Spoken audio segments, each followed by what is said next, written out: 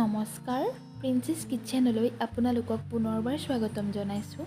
আজি এটা নতুন ৰেচিপি লৈ আহিছোঁ আপোনালোকৰ মাজলৈ। অমিতাৰ সৈতে ব্ৰইলাৰ মাংস। কেনেকৈনো এই ৰেচিপিটো মই বনালোঁ, মোৰ লগত থাকিলে নিশ্চয় গম পাব। আমাৰ প্ৰায় মানুহে জানে এই ৰেচিপিটো বনাবলৈ, আৰু যদি কোনোবাই নাজানে তেন্তে এবাৰ ঘৰত বনাবলৈ ট্ৰাই কৰিব, আৰু লগতে মোৰ চেনেলটো ছাবস্ক্ৰাইব আৰু লাইক কৰি দিব।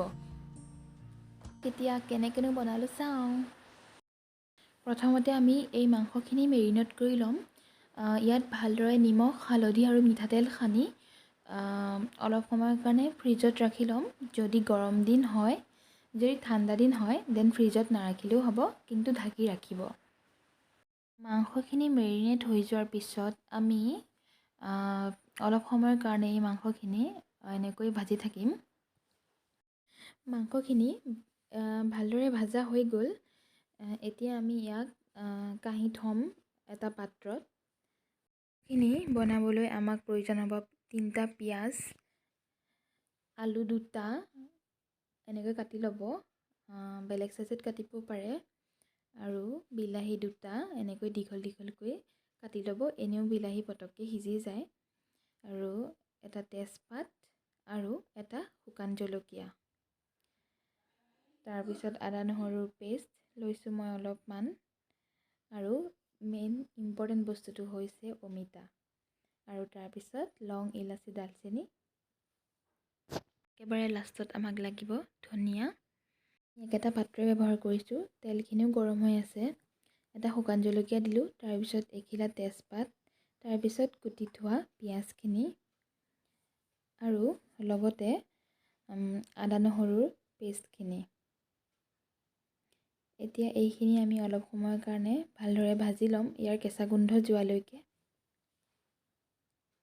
এতিয়া আমি লং, ইলাচি, দালচেনিখিনি ভাজি থকা পিঁয়াজখিনিৰ ওপৰত দি দিম, আৰু নিমখ হালধিৰ পৰিমাণটো জোখ অনুসাৰে দিব। আৰু আমি প্ৰথমতে মেৰিনেট কৰি লওঁতেও নিমখ হালধি ব্যৱহাৰ কৰিছোঁ, সেইকাৰণে অলপ কমাই কমাই ব্যৱহাৰ কৰিব জোখ অনুসাৰে। আৰু ঠিক একেদৰেই এয়া জিৰা পাউডাৰ দিছোঁ মই, জোখ অনুসাৰেই দিব। এয়া মিট মছলা দিছোঁ, আৰু এয়া দিছোঁ ৰেড চিলি পাউডাৰ, একদম জোখ অনুসাৰে দিব। আমি এতিয়া এইখিনি অলপ সময়ৰ কাৰণে ভাজিম। তাৰপিছত দিম আমি বিলাহী, তাৰপিছত কাটি থোৱা আলুখিনি, আৰু কাটি থোৱা অমিতাখিনি। এইখিনি অলপ সময়ৰ কাৰণে আকৌ ভাজিম। ভাজি হোৱাৰ পিছত আমি ঢাকন মাৰি দিম। ঢাকন আঁতৰাই দিয়াৰ পিছত দেখিছে আপোনালোকে সিজিছে ভালকৈ। বিলাহীখিনিও ধুনীয়াকৈ সিজি গৈছে। এতিয়া আমি তাত ভাজি থোৱা মাংসখিনি দি দিম ইয়াত। এই গোটেইখিনি দিয়াৰ পিছত আমি এইখিনি একদম ভালদৰে অলপ সময়লৈ এনেকৈ ভাজি ল'ম। মাংস যিমান ভাজিব টেষ্ট বহুত বেছি হয় তেতিয়া। একদম ভালদৰে ভাজা হৈ গ'ল। এতিয়া আমি গৰম পানী ব্যৱহাৰ কৰিম ইয়াত। অলপ ভালদৰে লৰাই তাৰপিছত আমি ঢাকোন দি থ'ম অলপ সময়ৰ কাৰণে। ঢাকোন আঁতৰাই দিয়াৰ পিছত দেখিছে কিমান ধুনীয়াকৈ উতলিছে। এতিয়া প্ৰায় আমাৰ ৰেডি হৈছে। এইখিনি ধনিয়া আমি এতিয়া কুটি লৈ মাংসৰ একদম লাষ্টত আমি এইখিনি দিম। এতিয়া চাওক কিমান ধুনীয়া কালাৰো হৈছে মাংসখিনি। একদম এডিটিং কৰা নাই মই।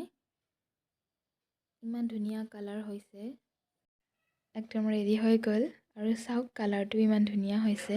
আপোনালোকে এবাৰ ঘৰত বনাবলৈ ট্ৰাই কৰিব, আৰু কেনেকুৱা পালে কমেণ্টত নিশ্চয় জনাব।